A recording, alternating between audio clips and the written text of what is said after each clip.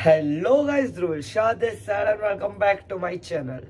तो ये मैं कंटिन्यू कर रहा हूँ जेडबल मेंस वाली सीरीज, जो अगर आपने नहीं देखा, मैं ऑलरेडी एक वीडियो बना चुका हूँ टॉपर स्ट्रेटेजी पे कि कैसे ओवरऑल 99+ % ला सकते हैं। अगर आपने नहीं देखा प्लीज देख लीजिए, आपको लिंक मिल जाएगी नीचे। तो वो वीडियो देख के आइए, फिर ये वीडियो पे वापस आइए। तो उस वीडियो पे मुझे काफी कमेंट्स मिले थे कि बोर्ड और जेडबल को कैसे मैनेज करें। 4-5 महीने ही है तो दोनों का कैसे मैनेज करें, क्या शेड्यूल होना चाहिए क्या। तो मैं being a NIT Surat student, I have qualified JEE with 98.6 percentile and मेरा गुड CET का स्टेट रैंक था 379। और अलॉन्ग विद दैट बोर्ड में मेरे CBSE में एग्रीगेट परसेंटेज थे 94.33 PCM। तो इसलिए मैंने सोचा कि मैं एक वीडियो बनाता हूँ इसमें कि आपको काफी मदद हो सकती है। जो चीज मैंने फॉलो की थी, अगर आपने वो एक बैठा थंबनेल भी फॉलो कर लिया, एक रोड मैप, तो भी आपको आपके लिए काफी आसानी होगी। तो चलिए, मैंने इस वीडियो को ब्रेक डाउन किया है कुछ पार्ट्स में। Let's start it. जब आप ये वीडियो देख रहे हैं तो कुछ ही टाइम बचा है अब JEE के लिए भी। उसके बाद ही तुरंत आपको पता भी नहीं चलेगा, आपकी स्कूल वगैरह या डमी जो भी होगा, आपके प्री बोर्ड्स आ जाएंगे, फिर आपके बोर्ड की एग्जाम आ जाएगी। तो अभी आपको प्रिपरेशन एकदम स्टार्ट करना पड़ेगा। बट जो मेन चीज, पहला ये पार्ट है वीडियो का, प्रॉब्लम्स कहाँ आती है, लोग अटकते कहाँ है, direction. The direction of studies is very important. I mean the most important thing कि क्या पढ़ोगे, कितना पढ़ोगे वो अलग बात है, क्या पढ़ोगे और कैसे पढ़ना चाहिए। तो देखिए, मेरा इसमें ये मानना है कि फिजिक्स, केमिस्ट्री, मैथ्स आप डिवाइड कर दो एक अलग अलग टाइम फ्रेम में, और रोज तीनों सब्जेक्ट थोड़े थोड़े थोड़े करो। मैं स्टार्ट करता हूँ केमिस्ट्री से, क्योंकि वो जनरली बोर्ड और JEE दोनों के लिए बेसिक है। एक ही मूल मंत्र, आप ये लिख लो कहीं पे, केमिस्ट्री में NCERT गुरु है। NCERT का जो भी है, mainly inorganic chemistry, mainly inorganic, जो भी P ब्लॉक वगैरह है और जो है उसका फॉर्मूलाज वगैरह, वो NCERT सब सीधा सीधा आता है। मतलब NCERT में अगर लिखा है कि अगर ऑक्सीजन की ये एनोमली है ये, तो बैक मतलब ऐसा ही क्वेश्चन आएगा आपको JEE में भी। और उससे फायदा क्या होगा, वो आपने लिखा होगा तो आप बोर्ड के लिए भी प्रिपेयर कर लोगे, JEE का भी हो जाएगा। फिर आपको केमिस्ट्री का JEE पर्पज से क्या करना है, सिर्फ PYQ लगाना है कि क्या नए टाइप के आ सकते हैं। जैसे कि ऑर्गेनिक केमिस्ट्री है तो ऑर्गेनिक में वो रिएक्शंस होते हैं, जेलेंस्की वाले रिएक्शन, तो वो रिएक्शन में क्या अलग हो सकता है जो कि NCERT में नहीं दिया है, वो देख लो। वो आप PYQ लगाओगे, थोड़ा सीखोगे, आपको आ ही जाएगा।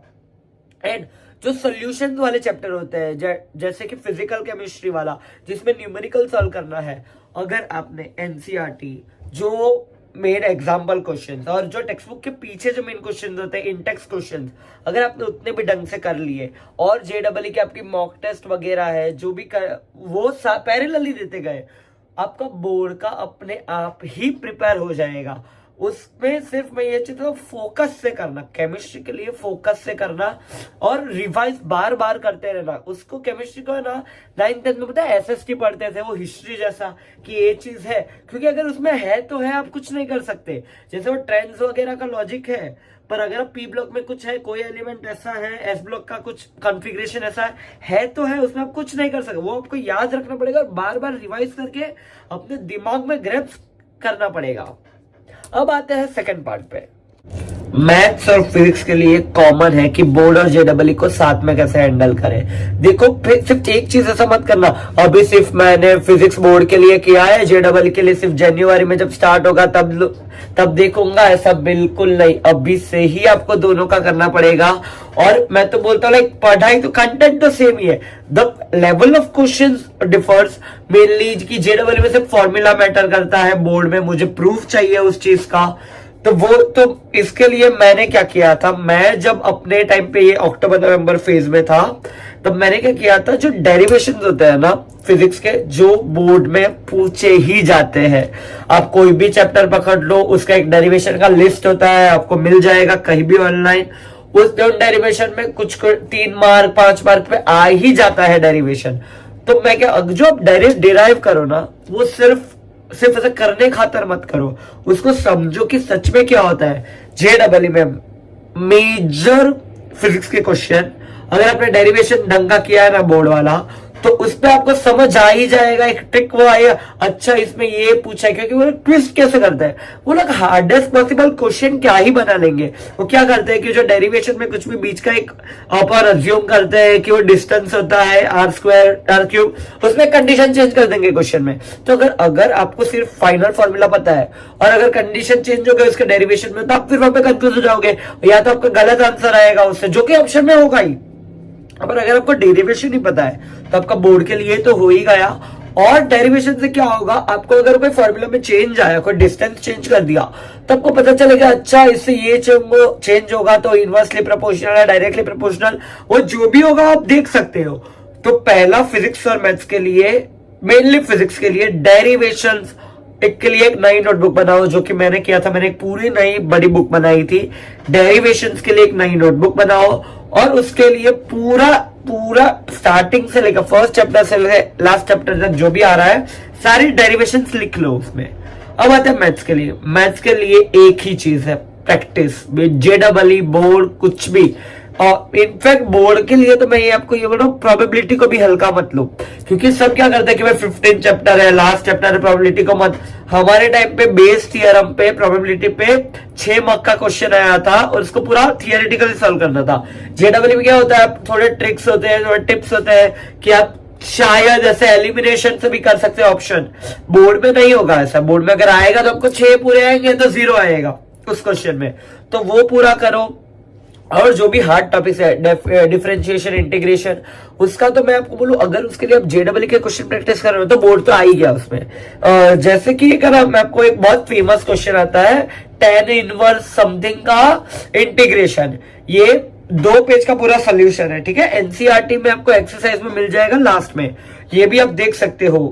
तो उसका इंटीग्रेशन अगर आपने किया रहेगा, इंटीग्रेशन डिफरेंशिएशन दोनों उस चीज का, तो आपको तुरंत स्ट्राइक होगा। JEE में भी उसको मैं बोलता हूँ 2-3 बार प्रैक्टिस कर लो। तो एक रोड मैप क्या फॉलो कर सकते हो पता है मैथ्स में, पहले एनसीईआरटी करो। एनसीईआरटी तो करनी ही है, लाइक बैर मिनिमम है। एनसीईआरटी तो बोर्ड के लिए भी करनी ही है, JEE के लिए आपको बेसिक्स ही नहीं आएंगे तो अब फिर वो बड़े लेवल के क्वेश्चन करने का मतलब ही नहीं है, लेवल 2 लेवल 3 मॉड्यूल सॉल्व करने का। पहले एनसीईआरटी करो। एनसीईआरटी से क्या होगा, और जो भी क्वेश्चन करो, जैसे कि मैथ्स में लोग क्या करते हैं, यार 5 क्वेश्चन इस चैप्टर से, 5 क्वेश्चन इस चैप्टर के लिए, नहीं, मैथ्स में उनको उल्टा बोलता हूं। एक चैप्टर पकड़ो, उसको एनसीईआरटी पहले पूरा स्टार्टिंग से एक सॉल्व एग्जांपल से लेके, एक्सरसाइज से लेके, इवन जो लास्ट में ऑप्शनल एक्सरसाइज होती है, लोग क्या बोलते हैं कि ऑप्शनल एक्सरसाइज नहीं पूछी जाती बोर्ड में, ये वो, पर JEE पर्सपेक्टिव से एंड इवन बोर्ड के हार्ड क्वेश्चंस के लिए ऑप्शनल एक्सरसाइज ही सबसे इंपॉर्टेंट होती है। ये मैं आपको अपना एक्सपीरियंस से बता रहा हूँ, आपको कोई नहीं बताएगा, पर जो क्वेश्चन आते हैं ना, जो JEE में भी, या वो ऑप्शनल एक्सरसाइज से ही आते हैं, मतलब उसका ही कुछ चेंज कर देंगे, वैल्यू चेंज कर देंगे, वो फॉर्मेट आप सीख जाओगे। तो सबसे पहले एनसीईआरटी करो, उसके साथ क्या करो, जो चैप्टर का किया, ये मेरी पर्सनल स्ट्रेटेजी है, ये मैंने फॉलो किया तो मेरे लिए काफी यूजफुल रही थी, आप भी ट्राई करके देख सकते हो। उसके साथ क्या कर सकते हो आप, कि जैसे कि एक चैप्टर ले लो डिफरेंशिएशन, या तो वो लिमिट्स वाला, वो किया मैंने एनसीईआरटी से किया।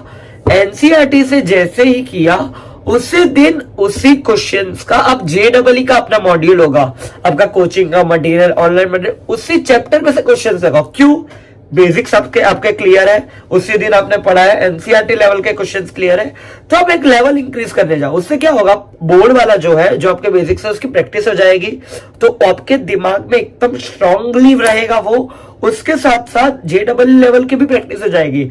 तो इससे यूज करके आप बोर्ड और JEE दोनों को बैलेंस कर सकते हो, ताकि आपको किसी भी एक पे कॉम्प्रोमाइज ना करना पड़े। क्योंकि मैंने लोगों को बोलते हुए सुना है मेरे, अरे भाई मैं तो JEE पे फोकस था इसलिए मेरे बोर्ड में काम रह गए, या तो मैं तो सिर्फ बोर्ड के लिए कर रहा था तो JEE में मैंने मतलब इतना अच्छा नहीं किया। पर ये जो मैंने आपको बताया ये वीडियो में, अगर आपने ध्यान से सुन लिया, मैं तो बोलता हूँ एक बार ऐसे तो रिवाइंड करके सुन लो, ये ये अगर आपने इम्प्लीमेंट कर दिया, आपके JEE में भी 98 परसेंटाइल ऊपर आ सकते हैं आराम से, और बोर्ड में भी 90 से ज्यादा परसेंटेज आ सकते हैं। पॉसिबल है, मेरे आए हुए इसलिए बता रहा हूँ, कोई ऐसा हवा में बात नहीं कर रहा। आप ये करो, खुद से ही करो, और रिजल्ट के बाद वापस आके इस वीडियो के नीचे कमेंट करके जाना क्या होता है, ये यूजफुल रहता है कि नहीं। तो JEE सीरीज के लिए आपको कोई भी दूसरा वीडियो चाहिए, इसके नीचे कमेंट करो, मैं नेक्स्ट बनाऊंगा। मेरे पास और भी बहुत लोग हैं जो अलग अलग NIT IIT से है, आपको उनसे भी जानना हो, आपको उनकी JEE की स्ट्रेटेजी आप मुझे बताओ, मैं उनको लेके आऊंगा इस प्लेटफॉर्म पे। तो अगर आपको ये वीडियो पसंद आया यूट्यूब पे, ये अभी जो मेरा वीडियो है, प्लीज सब्सक्राइब कीजिएगा, उससे मुझे काफी मोटिवेशन मिलता है अगले वीडियोस बनाने का। So that's all for this video. पसंद आया तो कमेंट करके जाइएगा अगर यहां तक देख रहे हो। Thank you so much. Dhruval Shah signing off. मिलते हैं ऐसे ही और इन्फॉर्मेटिव वीडियो में।